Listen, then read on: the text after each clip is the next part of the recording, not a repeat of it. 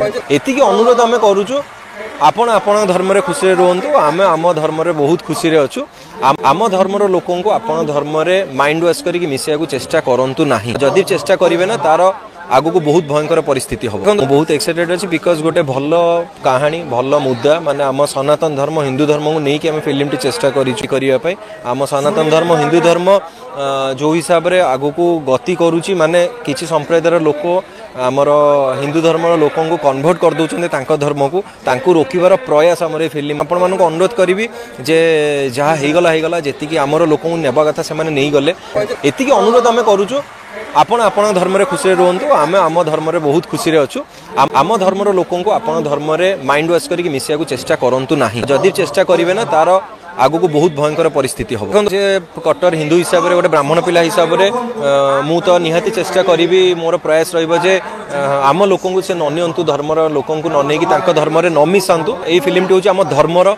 आम धर्म को रक्षा कर प्रयास समस्त को प्रभु जीशु ख्रीष्ट नाम रे मोर आंतरिक नमस्कार।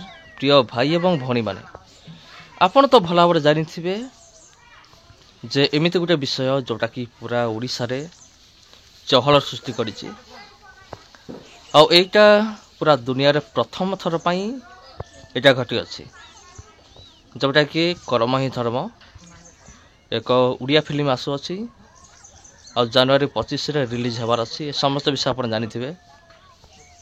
एटा केवल उड़िया इंडस्ट्री रे केवल एटा घटी किंतु जदि आपण अन्यान्य जदि साउथ इंडस्ट्री देखिबे किबा बॉलीवुड ए इंडस्ट्री मानकरे एटा देखा जाए ना केवल आमर ओडिशा रे एटा प्रथम थर पई एटा आसी आउ ए जो फिल्म तो आसे नहीं वर्तमान ट्रेलर एटा आसी एते मात्रा रे विवाद सृष्टि कलानी जे आपण कल्पना मध्य करि परिबे नहीं बहुत मात्रा रे विवाद सृष्टि हेलानी आउ अनेक कहउचंती ए फिल्म हेछि बढ़िया हेछि धर्म उपरे नै कि हेछि आउ किछि लोक अछन से कहउचंती ए फिल्म को बंद करा जाओ बैन करा जाओ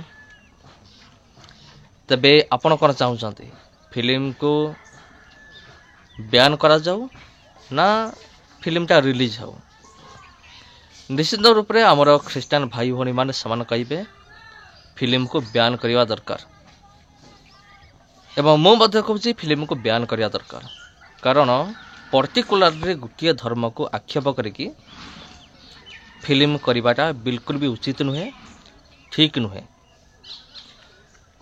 आउ गोटे विषय हूँ गोटे दृष्टि देखा गले जदि से फिल्म भितर जदि कौन सत्यासत्य विषय जदि किसी था ताले हुए तो होता किंतु से जहाँ भी किसी देखाई सब किसी अन्य ठार शुणिकी ये समस्त विषय कराई आउ जदि कथा सत्य जदि प्रकृत धर्म परिवर्तन करा होची और से फिल्म रे एमती देखाई जे एमती गोटे गाँव अच्छे आउ से गाँव रे लोक मान कौन करिसंती ख्रीष्ट धर्म को ग्रहण करिसंती आउ समान कौन करिसंती से अंचल जे पास्टर जे अछंती पालक महाशय तांका हाथ रे निजर सब जमी पट्टा कागज पत्र सब देइछंती आउ तांका हाथ रो बाइबल आनिकी निज पाखे रखिसंती आउ एटा दोष दिया जाउची पालक बाबू ऊपर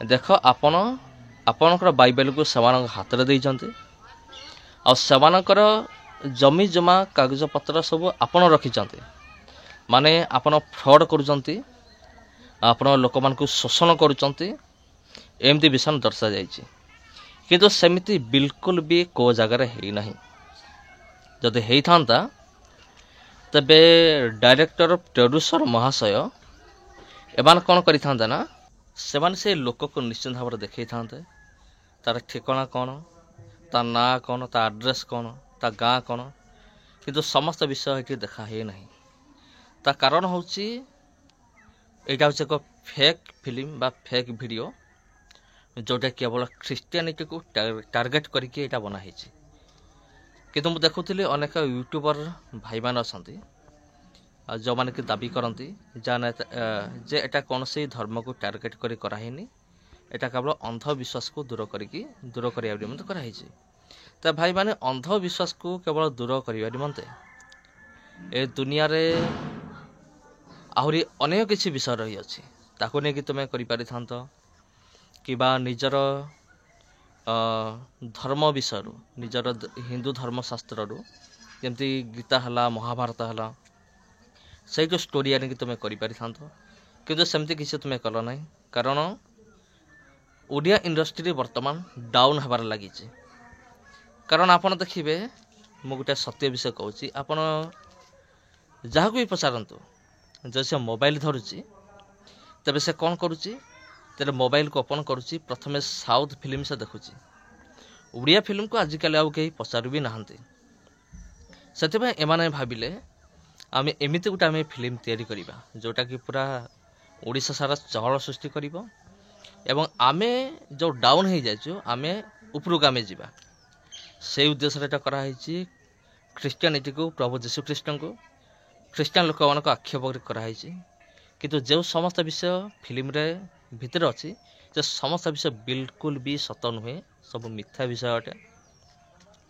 ଟଙ୍କା ନେଇକି ଧର୍ମ ପରିବର୍ତ୍ତନ, ଟଙ୍କା ଦେଇକି ଧର୍ମ ପରିବର୍ତ୍ତନ, ଏଇଟା ଗୋଟେ ଫାର୍ସା ଗୋଟେ ମାନେ ଚଲେଇଛନ୍ତି ମାନେ ବର୍ତ୍ତମାନ ସୁଦ୍ଧା, ଯେ ତୁମେ କରିଦେଉଛ, ଏମିତି କରିଦେଉଛ, ସେମିତି କରିଦେଉଛ। କିନ୍ତୁ କୋର୍ଟରେ ଏହାର କୌଣସି ପ୍ରମାଣ ନାହିଁ। ଯଦି ତୁମ ପାଖରେ ଏତେ ପ୍ରମାଣ ଥାଆନ୍ତା, ଯଦି ତୁମେ ଧର୍ମକୁ ରକ୍ଷା କରିବା ଯଦି ତୁମର ମୁଖ୍ୟ ଲକ୍ଷ୍ୟ ହେଇଥାନ୍ତା, ତୁମେ କ'ଣ କରିଥାନ୍ତ, ତୁମେ ସେ ସବୁ ପ୍ରମାଣପତ୍ର ଧରିକି କୋର୍ଟରେ ଯାଇକି ଖ୍ରୀଷ୍ଟିଆନ ଲୋକମାନଙ୍କ ନାଁରେ କେସ୍ କରିଥାନ୍ତ। କିନ୍ତୁ ସେମିତି ନ କରିକି ତୁମେ ଏକ ଫିଲ୍ମ ଗୋଟେ ତିଆରି କଲ, ଯେଉଁଟାକି ଖ୍ରୀଷ୍ଟିଆନିଟିକୁ ବଦନାମ କରିବା ନିମନ୍ତେ এই ଫିଲ୍ମଟା ତିଆରି କରାଯାଇଛି। ତେବେ ଆପଣ କ'ଣ ଚାହୁଁଛନ୍ତି? ମୁଁ ତ ଚାହୁଁଛି ଫିଲ୍ମକୁ ବ୍ୟାନ୍ କରାଯାଉ, କାରଣ ଏଇଟା ବର୍ତ୍ତମାନ ଏତେ ବିବାଦ ସୃଷ୍ଟି ହେଲାଣି। ହୁଏତ ଆଗକୁ ଦଙ୍ଗା ମଧ୍ୟ ହେଇପାରେ, ଏହାର କୌଣସି ଗ୍ୟାରେଣ୍ଟି ନାହିଁ। ହେଇପାରେ, ନହେବ ବୋଲି ତା'ର କୌଣସି ମାନ୍ୟତା ନାହିଁ। ଆଉ ମୋ ପୂର୍ବ ଭିଡ଼ିଓରେ ମୁଁ କହିଥିଲି ଯେ ଦଙ୍ଗା ଯଦି ହୁଏ, ଏହା ପଛରେ